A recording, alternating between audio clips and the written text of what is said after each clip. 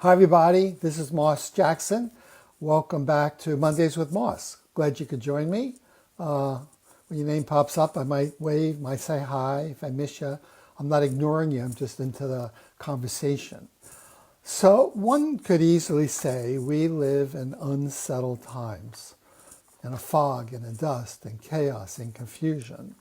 And what I'm doing in the series of video programs for you, and also the book I'm working on, Living an Extraordinary Life, is giving you tools to help you figure out where you are, where you want to get to. And in the midst of all this stuff coming at us, this election coming up, all this anger in the world, this confusion, the pandemic, economic chaos, working from home, kids at home, all the stuff you're aware of. You've been hearing it for 7, 8 months now. I don't know about you, but I get kind of filled up to capacity, and sometimes I just have to go take a walk and catch my breath or do something like throw a ball up, just get away from it all. Hey, Wendy. Hi there. Happy Monday to you, too. Hey, Ed. Good to see you back. So anyway, looking at, the toolkit that I've been talking about. I've given you a number of tools over the last couple months, looking at self-awareness, because unless you're self-aware, knowing what you think, what you feel, when you're getting triggered, what your strengths are, your weaknesses are, there's not much growth or development. So self-awareness was really key. Then we spent some time on self-control, controlling your anger, controlling your anxiety. A few weeks ago, I got triggered. I went into a rant. I put something on Facebook. A number of people, chastised me for it. I had to work then to manage my anxiety and my reactivity to that. So I was really putting into practice what I could do to control my emotionality so I could really appreciate if I have something to say, how can I say it in a way that people can at least relate to it? Don't have to agree to it, but so self-control, fear, and anger. Also talked about empathy, your ability to put yourself in someone else's shoes, another really important skill, toolkit. And I think I also talked about resilience, your ability to bounce back from upset. So today what I want to do is I want to give you the formula. There are a number of other tools I want to give you, because there are 10 tools in my toolkit. So we'll get back to that in a week, probably next week. But right now I want to give you the formula, the map, your roadmap to success. So, as an aside, Indiana Jones. I remember the first time I saw the first movie. What was it? Indiana Jones and Temple of Doom, maybe the one before that, Raiders of the Lost Ark. That's what it was, Raiders of the Lost Ark. I really liked him. I kind of got into looking at Indiana Jones. So what's so great about Indy? Well, Indy's an example of what I want to talk about today. So take a look at him. He, good-looking guy, smart, a risk taker, resilient. He bounced back really, really well. Kind of quirky in some ways, getting himself in difficulty, a sense of humor. But I thought about, when I looked at him over the number of movies I saw, I noticed he had a number of things on his person. He always had a gun, always had a hat, one of his bush hats, I think, or cowboy hats, had a horse, had a whip, and I always had a map. He always had a map because it was key, given what he was up to, finding a lost treasure, keeping it away from the bad guys, living a life of purpose. He needed a map to show him where the jungle, where the treasure may have been hidden. Then he had to use his tools, many of the tools I'm talking to you about, the 10 tools, to get there safely, get the treasure, and get it back. So like Indy, I think all of us have dreams, and we have skills and limitations. Hopefully, most of us have a roadmap to follow, a roadmap that can help us in our choice points, help us make decisions, minimize obstacles, and not step on landmines that might damage our chance for success or even screw up our lives. So today I want to give you the roadmap. But before I give you the roadmap, and I will in a few minutes, I want to ask you a few questions. Okay, so think about this as I look at my notes. Number one, do you know what you want in life? Do you know what you want in terms of your work and relationships? Do you have a purpose? Do you know what you want, okay? Do you have a clear idea of where you're heading? Like, what your goals are, the direction in which to move. Thirdly, do you have an action plan that you can use, steps that you can actually take to execute, moving towards your goals so you can fulfill on your dreams? Very importantly, are you resilient enough to handle challenges, defeats, and still bounce back? Or when you have a defeat, do you quit? Do you run away? Or do you come back and say, God damn it, no, I'm not going to quit? I think resilience is one of the most powerful tools in the toolkit. And you have a set of tools to cope, problem solve, and take care of yourself. Now, during COVID, which has been a real mess for us for 7 or 8 months, it's thrown most of us into chaos. It's both a threat and an opportunity.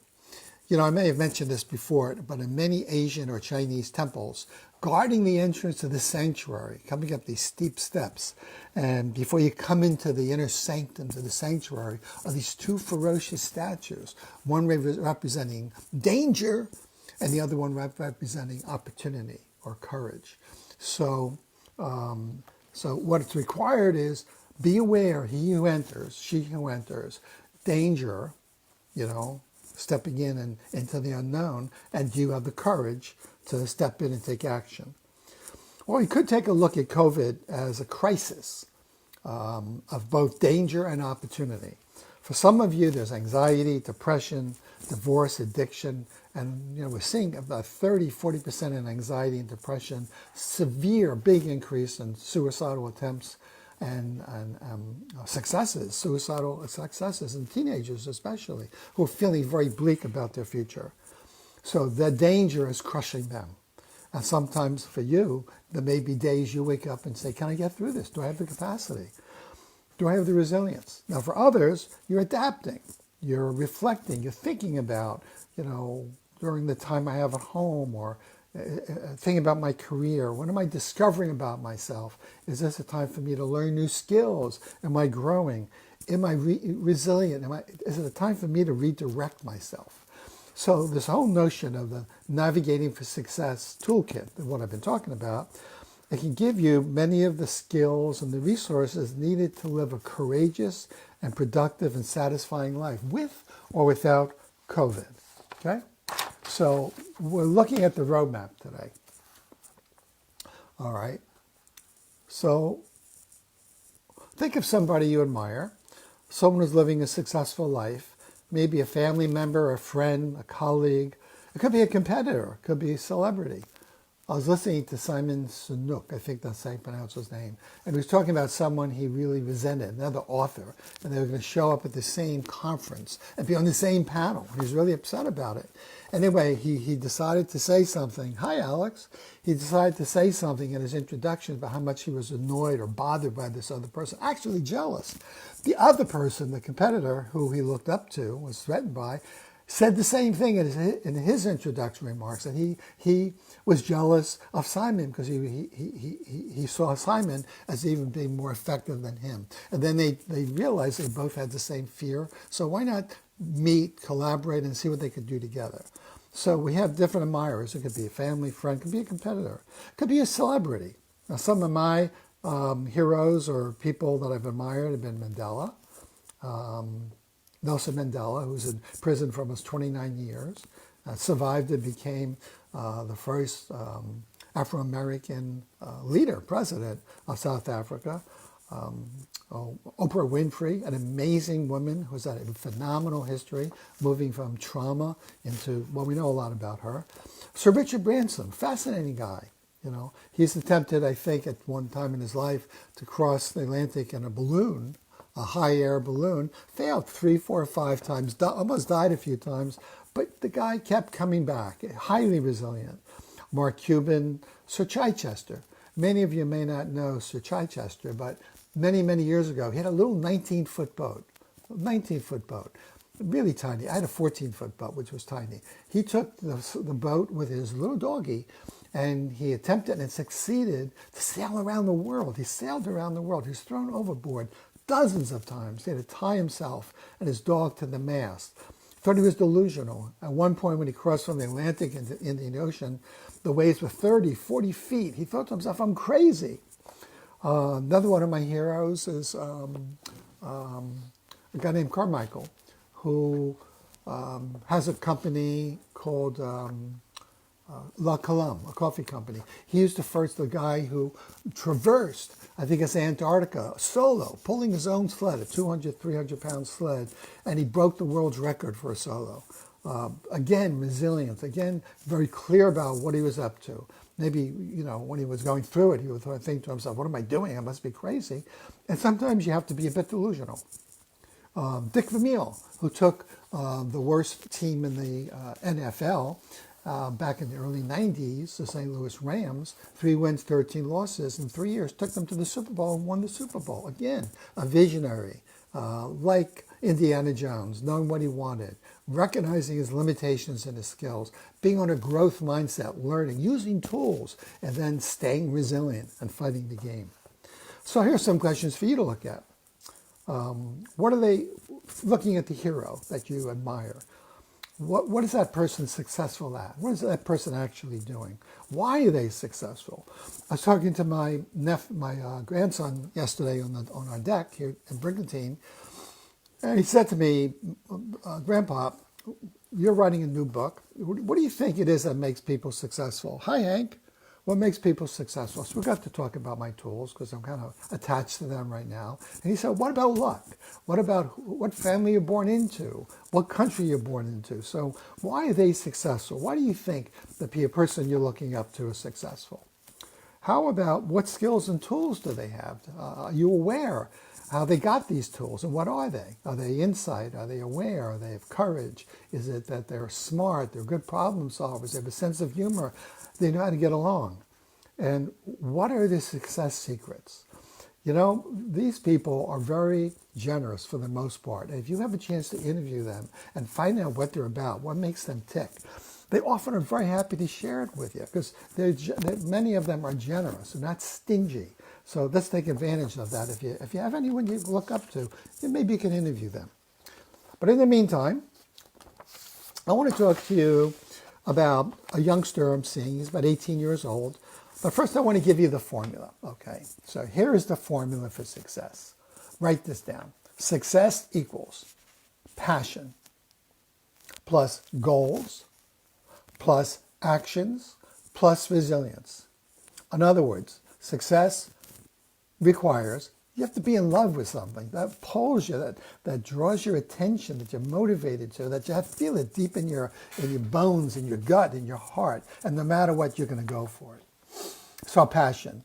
Passion, then we can take a look and say, okay, how do I turn passion into something specific? That's where goals come in. We create, and I'll tell you what I mean by that in a minute. We create specific goals, annual goals, 10-year goals, and we work towards those goals. But to get to those goals, you need what we call high impact actions. The right actions to get you every day, every week, every month, every quarter, every year, closer and closer to get you through the hurdles, the landmines, and the obstacles. And resilience, the ability to keep bouncing back and coming back, letting that passion re-inspire you. Okay? So I'm going to give you an example. I have a number of examples, but this is one who I really admire a lot. He's 18 years old. 2 years ago when I met him, he was addicted to drugs and to alcohol, very depressed, low confidence, very low confidence. He hated himself. I felt he had nothing to offer. In fact, he would look at other people, be very jealous of them, and imitate them. So he had an imposter syndrome because he thought if anybody really got to know him, they would reject him. He had a lot of self-disdain and hatred. He basically felt he wasn't good enough. And at times he was suicidal. He was in really bad shape. Today, he's been sober for over a year, probably around 14 months. He's moved schools. He's found a school with his parents' help that's really better equipped to handle his individual learning needs. He's having school success. He's developing a career orientation. I'll tell you about that in a minute. But basically, he wants to be a service provider.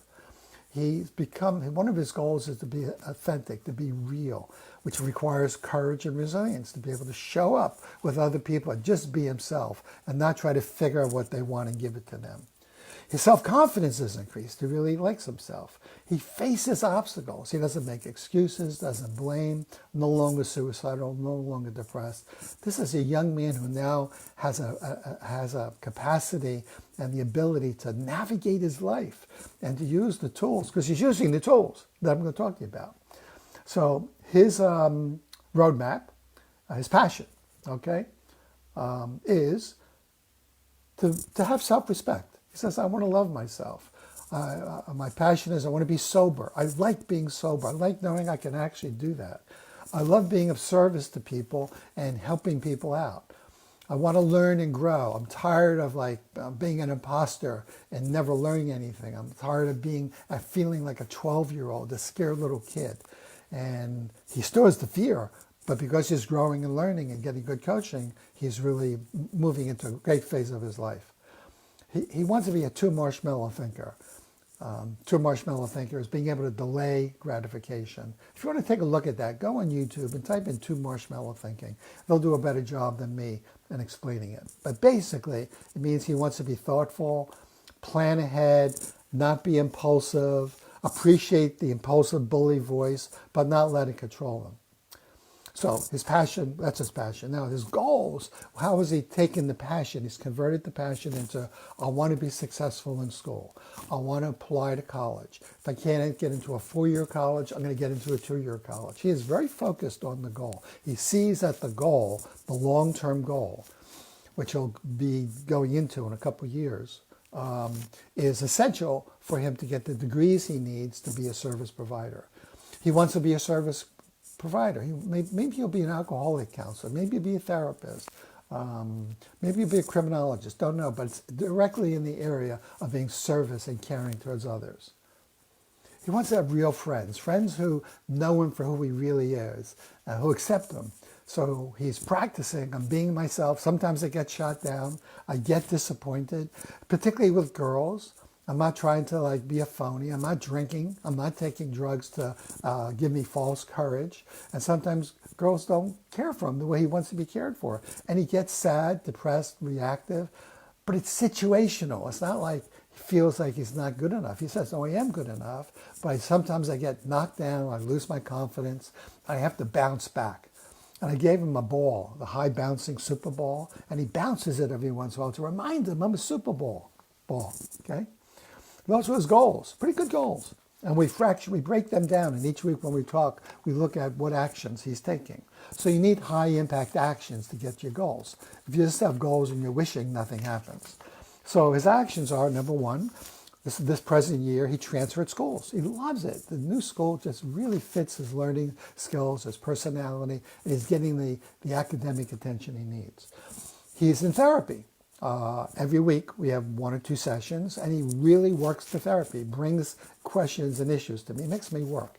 He's in AA. He goes to AA 3, 4, 5 times, sometimes every day, sometimes every morning. He really uses it as a support. Another action he's taking, he's become a sponsor. He's done the 12 steps, and now he's a sponsor of someone older than him. And he is thrilled because it allows him to see, number one, he's gained so much, and there are other people who are screwed up as he was 2 years ago. So we all can grow and learn. And he's also practicing social online connecting with other people, both males and females. And he's really good at it. He's learning high social skills.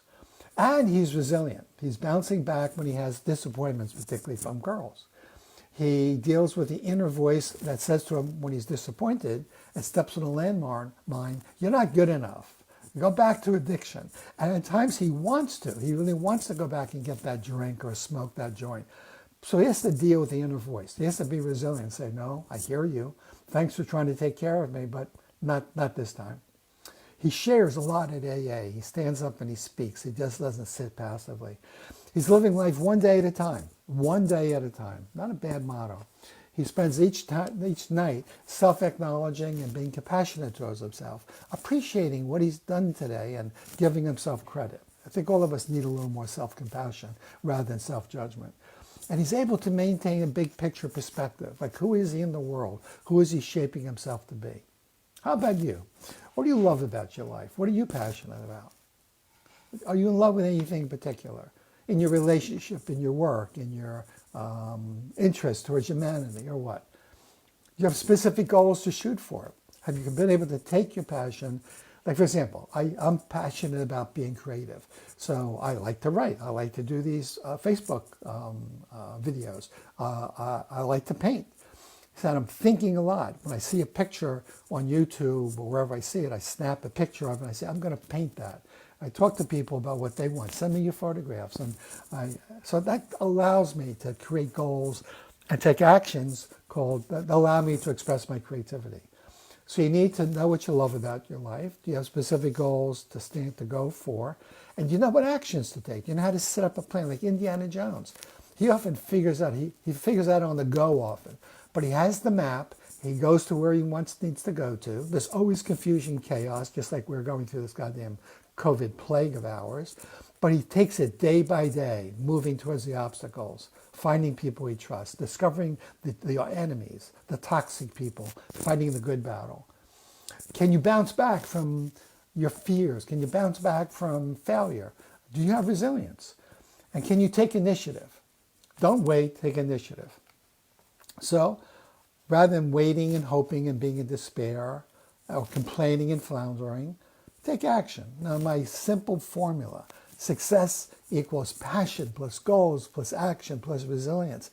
There are many people, motivational speakers and therapists and coaches like me, who use a similar model. I got my own particular model, my own particular unique nuances. I definitely have a toolkit. I've given you 4, I think, of the skills. And I got some real great skills that I'm going to continue to teach you, particularly how to produce the results. In fact, I think my next talk on next Monday is going to be having a results focus, knowing how to stay focused. And that's using Pareto's principle, P-A-R-E-T-O, Pareto. Talk to you more about him. Brilliant economist from the 19th century, I think, in Italy, who really was interested in success. So I want to give you a real key tool, which is how can you be, and what does it mean to be results focused? So you get out of your daydreams and your fantasies, but you're really focused on your goals and producing results. If you're interested in learning more about this, definitely stay. I hope you stick with me during these next couple months as I go through these tools, because as I talk about this and get your feedback, that's what's going to give me the information I need to write my new book on living an extraordinary life. So I hope you stay with me. I really appreciate you guys who check in, say hi, follow up during the week, look at the videos, sometimes a little longer than you may have time for. So thanks for sticking out as best you can. If you want, check out my book on Amazon. It's on Kindle. I think if you're on Kindle, it's free. If you want to buy it, I think it's $4.50 to download it. I'm not sure what we're doing with the printed version. Not sure if it's available, but the downloaded version is too. And if you want coaching, there's information here on how to contact me. It'd be good to talk to you. Look, I think you deserve to have a great life. You deserve it, period, because you're a human being. If you say, I deserve to have a great life, and you're willing to have passion, goals, action, and be resilient, you're going to have a great life. But you have to make it happen. You have to navigate it every day, just like Indiana Jones and Sir Richard Branson and Oprah Winfrey. You got to deal with the difficulties, keep your dream in sight, take actions, have people around you who care about you, who can support you.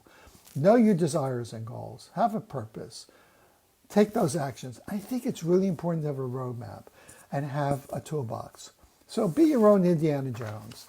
Go on your own adventure, whatever it is. Every day, all of us have a life adventure. Wouldn't it be great to get to the end of our life and be able to say, if we could give our eulogy, but to say to the people we like, and they look at us with sadness, realizing we're going to die, they say, hey, it's okay.